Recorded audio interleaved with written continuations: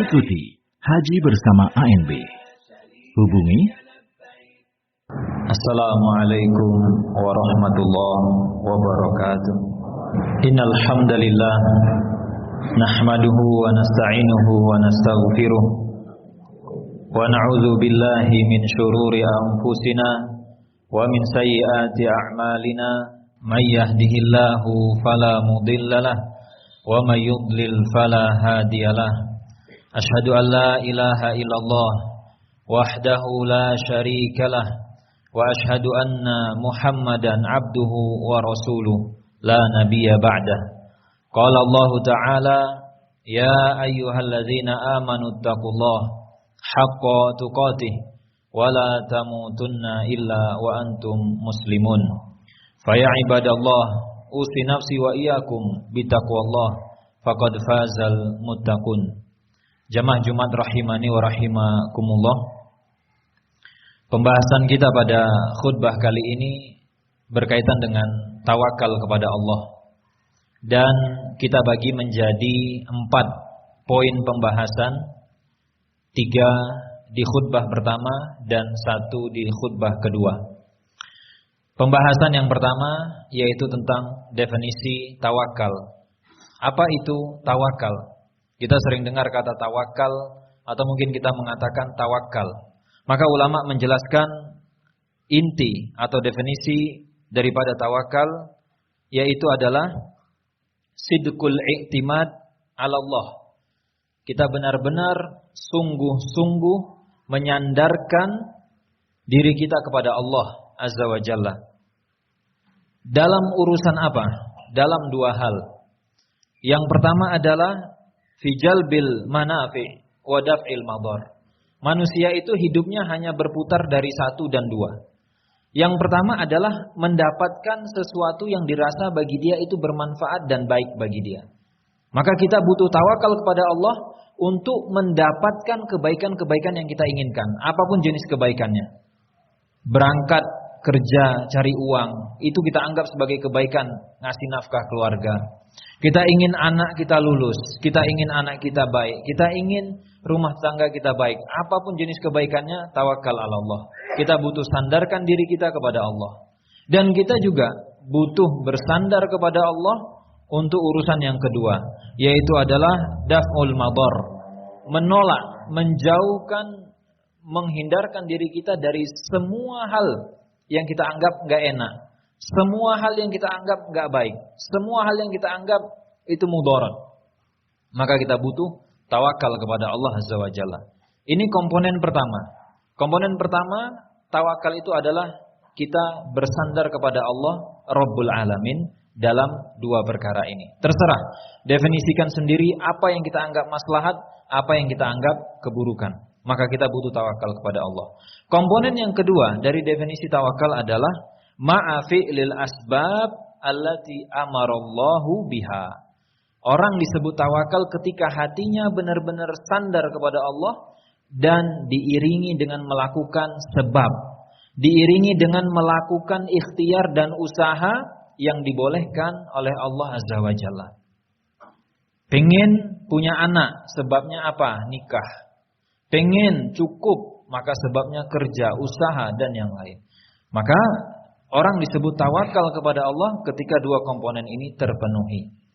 Dan catatannya adalah lakukan ikhtiar dan usaha yang diperintahkan oleh Allah. Nggak boleh kemudian melakukan hal-hal dengan mengatasnamakan tawakal, tapi itu perbuatan yang diharamkan oleh Allah.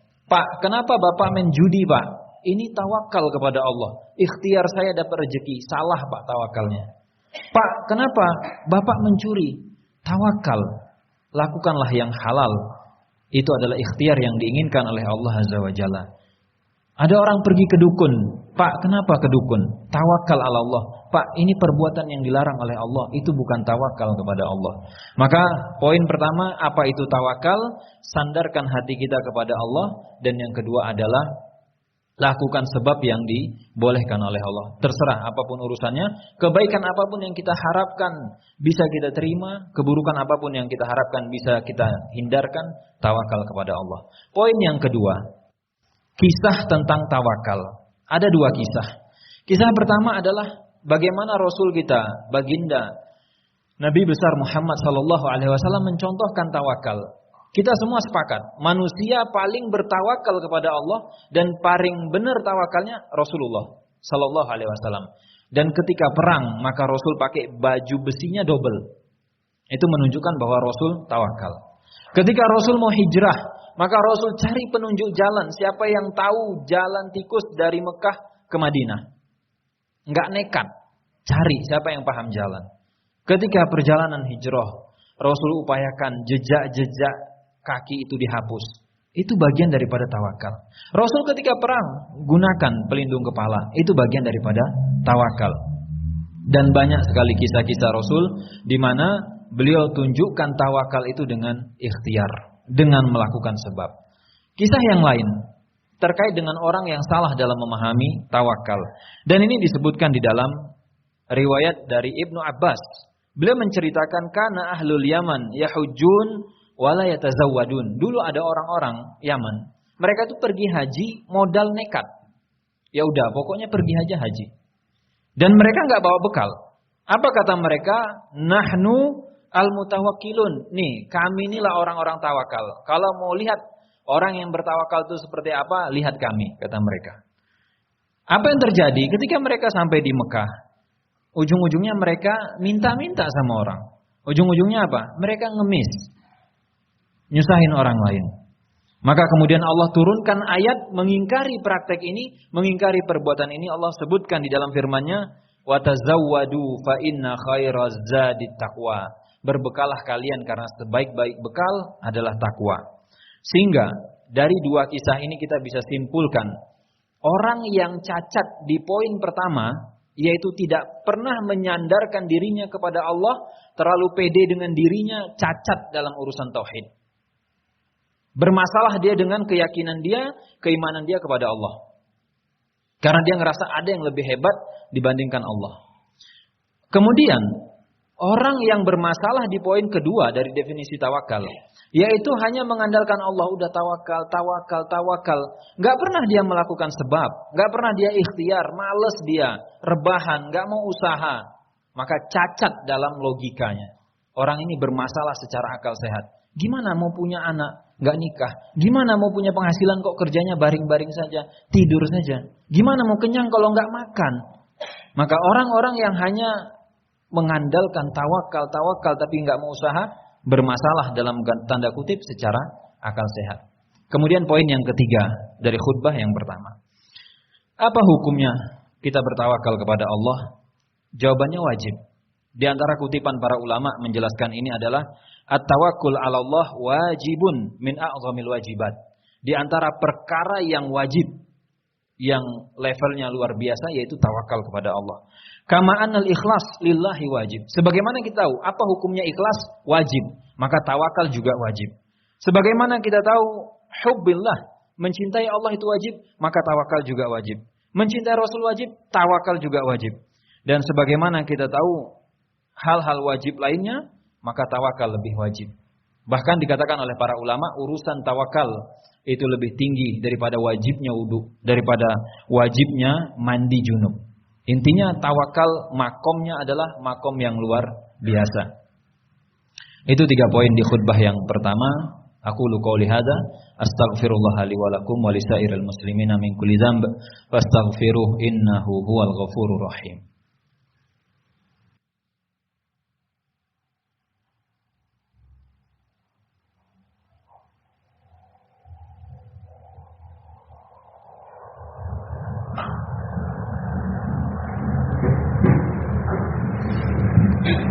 Alhamdulillah wa kafa wa salatu ala habibina al-mustafa amma ba'd.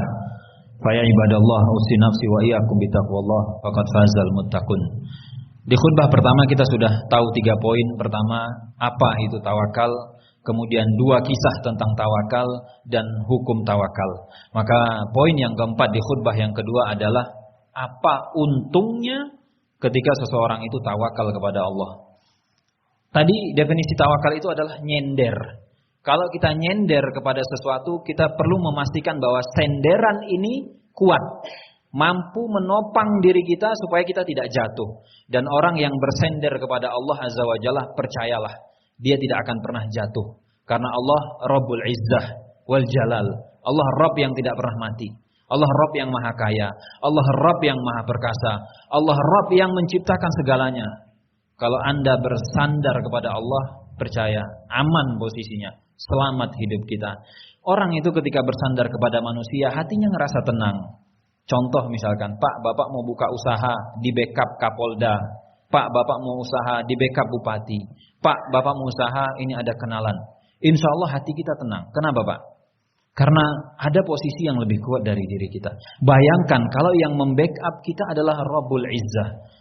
Yang membackup urusan kita dalam apapun itu. Kita pengen anak kita sekolah.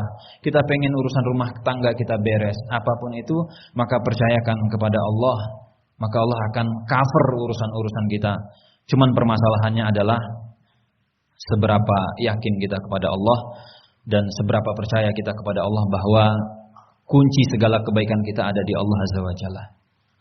Itu khutbah pada kesempatan ini. Mudah-mudahan kita dijadikan sebagai hamba yang bertawakal kepada Allah dalam urusan dunia, dalam urusan akhirat, dalam urusan sekecil apapun itu, hendaknya kita tawakal kepada Allah Azza wa Jalla. Innallaha wa malaikatahu yusholluna 'alan nabi ya ayyuhalladzina amanu shallu 'alaihi wa sallimu taslima. Allahumma shalli ala Muhammad wa ala ali Muhammad kama shallaita ala Ibrahim wa ala ali Ibrahim innaka Hamidum Majid. Allahumma barik ala Muhammad wa ala ali Muhammad kama barakta ala Ibrahim wa ala ali Ibrahim innaka Hamidum Majid. Allahumma ighfir lil muslimin wal muslimat wal mu'minin wal mu'minat al ahya'i minhum wal amwat innaka sami'un qaribun mujibud da'wat ya qadhiyal hajat. Rabbana la tuzigh qulubana ba'da iz hadaitana wa hab lana min ladunka rahmah innaka antal wahhab. Allahumma aslih lana dinana alladhi huwa ismatu amrina wa aslih lana dunyana allati fiha ma'ashuna wa aslih lana akhiratana allati fiha ma'aduna waj'alil hayata ziyadatan lana fi kulli khair waj'alil mauta rahatan lana min kulli syarr. Rabbana atina fid dunya hasanah wa fil akhirati hasanah wa qina adzabannar. Aqimus shalah.